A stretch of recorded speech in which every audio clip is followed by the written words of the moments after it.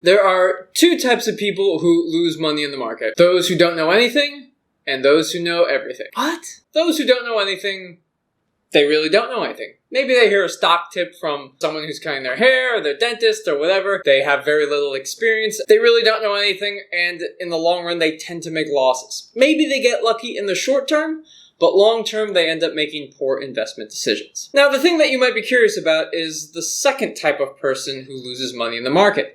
Those who know everything. And you might say to yourself, if they know everything, how can they lose money? They know everything. And that's just the point. Because in the market, in the economy, when it comes to investing, nobody knows everything. Many people even say, you can't predict the market. And so it actually leads to some level of overconfidence when people actually think they know everything and can predict what's going to happen.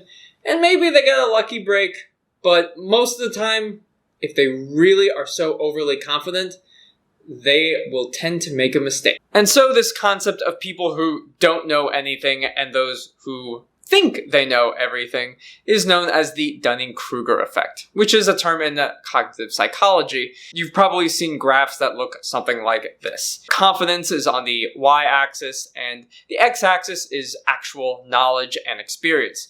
And in the beginning, you have this kind of newbie confidence. You just learned something and you think you know so much. You maybe have a bit of practice, and perhaps compared to some of your peers, you do know quite a lot. But you are far from an expert. After a while, you start to realize, I know very little. I don't know anything. And then really, as you start to practice even more and gain more experience, you actually legitimately have a stronger confidence level as your knowledge has rightfully increased. The Dunning-Kruger effect applies to many things. And actually, this is something that I experienced myself, not necessarily in the investing world, but in the world of science. After college, I thought I knew it all. When it came to chemistry, I took all the major subjects, general chemistry, organic chemistry, inorganic, physical, whatever. All the stuff that you needed. But in graduate school, it's a whole different beast. And in my first year of graduate school, I thought I knew everything. But by my second year of graduate school, I knew nothing.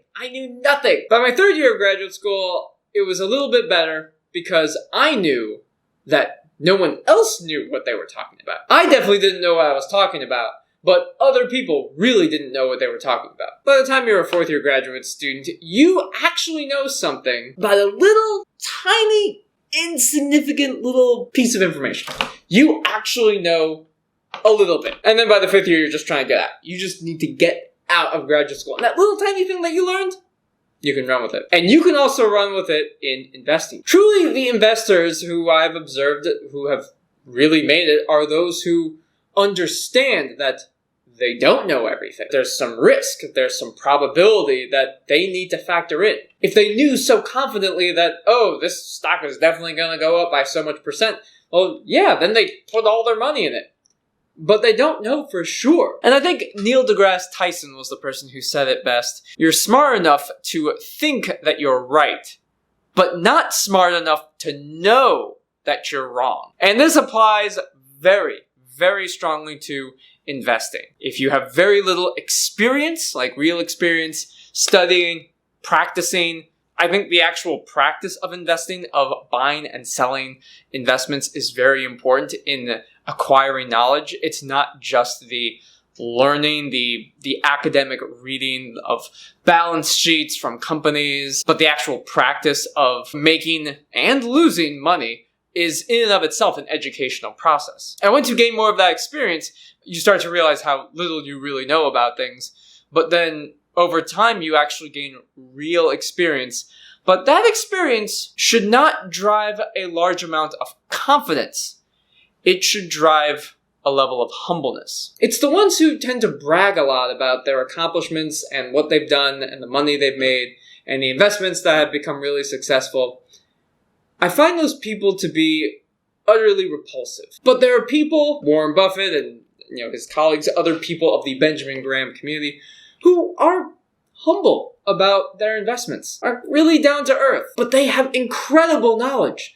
They have incredible knowledge, incredible wisdom from the years of experience and study that they've put into it. And I've experienced this with scientists. There's some scientists who brag a ton about the work that they've done. But the smartest, most accomplished scientists I've met, they are some of the most humble, easy to get along with, highly regarded in the field. Some of their accomplishments will last for decades and decades and even centuries. Some of these other people who will brag about all their accomplishments and what they've done, no one will remember them. So I've taught you about the two types of people who lose money in the market. And ultimately it comes down to a certain level of understanding, knowledge, and confidence, and a realization that when it comes to investing, nobody really knows everything. I hope that you're able to be mindful about your investments and be humble about them. Have a respect for them. I think that this humble nature tends to win out in the long run. Be humble, study, be patient, and I think you'll avoid the traps of the two people who lose money in the market. I hope you enjoyed this video. Please like, comment, subscribe. I appreciate it. It helps me out. I hope you really did like the video, and I'll see you soon.